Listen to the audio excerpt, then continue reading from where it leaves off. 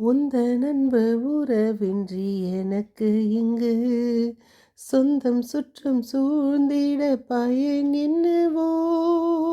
உந்தன் அன்பு உறவின்றி எனக்கு இங்கு சொந்தம் சுற்றம் சூழ்ந்திட பயன் என்னவோ. மெழுகாகி நீன் திரியாக வா, மலராகி நீன் மனமாக வா. மெழுகாகி நீன் திரியாக வா, மலராகி நீன் மனமாக வா. இயற்கையில் உறைந்திடும் இணையற்ற இறைவா, என் இதயத்தில் எழுந்திடவா. என்றும் இங்கு என்னோடு, என்றும் என்னை அன்போடு காத்திடு என் தலைவா. இயற்கையில் உறைந்திடும் இணையற்ற இறைவா, என் இதயத்தில் எழுந்திடவா. என் இனிய உறவுகளே, நாம் இன்று 28/1/25 இருக்கின்றோம். நாம் தூய ஆவியானவர் நம்மை தினம் வழி நடத்தி கொண்டு வருகின்றார். அன்னை மரியின் அன்போடும் நாம் தொடர்ந்து வாசித்து கொண்டு வருகிற சங்கீத தொடர்ச்சி 69, 28, 29, 30. இன்றைய வாசகம் எபிரேயர் 10:1-10. நாம் தினம் வாசித்து கொண்டு வருகிற வாசகங்களும் சங்கீதங்களும் நமக்கு இந்த இறை வார்த்தையின் உயிர் நாடியாக இருக்கிறது. இதோ உமது திருவுளத்தை நிறைவேற்ற வருகின்றேன். இந்த திருவுளத்தால் தான் இயேசு கிறிஸ்து ஒரே ஒரு முறை தம் உடலை பலியாக செலுத்தியதன் மூலம் நாம் தூயவர் ஆக்கப்பட்டிருக்கிறோம். இன்றைய தூய நற்செய்தி வாசகம் மார்க் 3:31-35. கடவுளின் திருவுளத்தை நிறைவேற்றவே என் சகோதரரும் சகோதரியும் தாயும் ஆவார். அன்னை மரியா இறைவனின் சித்தத்தை திருவுளத்தில் நிறைவேற்றியதால் தான் இயேசுவின் தாயானார்.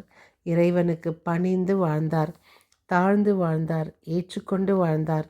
இதை அறியாத பிரிந்து போன சகோதரர்கள் வேறு வகையில் புரிந்து கொண்டு நம்மிடம் கேள்வி கேட்கிறார்கள்.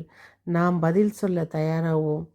இயேசுவின் திருவுளம் என்னவாய் இருந்தாலும் நாம் தயாராக இருக்க வேண்டும். ஆண்டவரை உற்று நோக்கினால் எல்லாம் நடக்கும். ஒரு கடவுள் நம்மை இவ்வுலகில் படைக்கும் போதே இறை உறவோடும் பிறர் உறவோடும் சுய உறவோடும் வாழும் விதமாக படைத்துள்ளார். மனிதர்களுக்கு உறவு முக்கியம்தான். ஆனால் அந்த உறவு தன் குடும்பம், தன் ஊர், தன் நண்பர், தன் உறவினர், தன் ஜாதி, தன் மதம் என்ற மனநிலையை தாண்டி அனைவரையும் அன்பு செய்து வாழ வேண்டும் என்பதைத்தான் இன்றைய நற்செய்தி நமக்கு சுட்டி காட்டுகிறது. என் தாயும் சகோதரரும் யார்?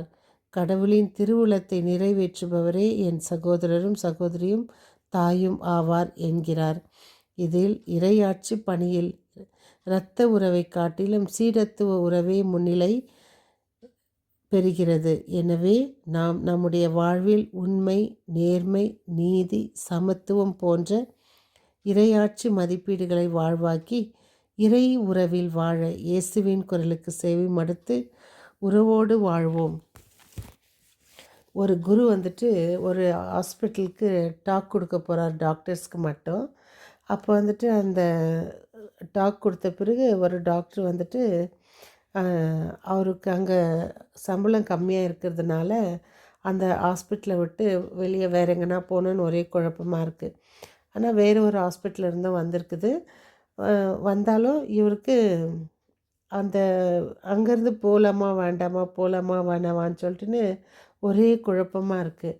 அப்போது ரிட்ரீட் முடிந்ததும் அந்த குருவை அணுகி அந்த டாக்டர் கேட்குறாரு, ஃபாதர், எனக்கு ஒரே குழப்பமாக இருக்குது, நான் என்ன முடிவு எடுக்கிறது என்பது எனக்கு தெரியல.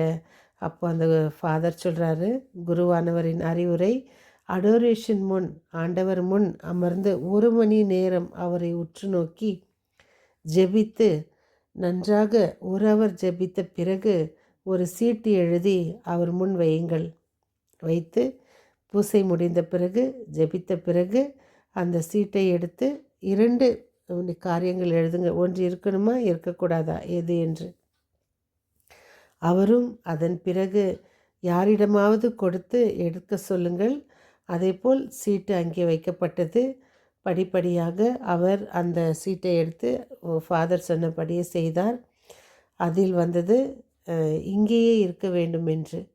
அப்பொழுது அவருக்கு அப்பவும் அவருக்கு குழப்பம்தான். அப்போ அவருக்கு ஃபோன் பண்ணி சொல்கிறார், ஃபாதர் இது போல் சீட்டு வந்துட்டு எனக்கு அங்கே இருக்கணும் போல் வந்திருக்கு, அதனால் நான் என்ன பண்ணுறதுன்னு தெரியல, ஆனால் இப்போவும் எனக்கு குழப்பமாக தான் இருக்குது அப்படின்னு. அப்போ அந்த ஃபாதர் சொல்கிறாரு, சரி உங்களுக்கு இன்னும் குழப்பமாகவே இருந்தால் அடோரேஷன் சென்டரில் போய் உட்காந்து ஆண்டவரை உற்று பாருங்கள், பார்த்துட்டு நீங்கள் முடிவெடுங்கன்னு. அப்போ இவர் அங்கேயே தங்கி விடுகிறார். தங்கிவிட்டு சில நாட்கள் கழிந்த பிறகு இவர் எதிர்பார்த்த சம்பளம், அந்த ஹாஸ்பிட்டலுக்கு போயிருந்தால் எவ்வளோ சம்பளம் கிடைக்குமோ அந்த சம்பளம் அவருக்கு இங்கே கிடைக்குது.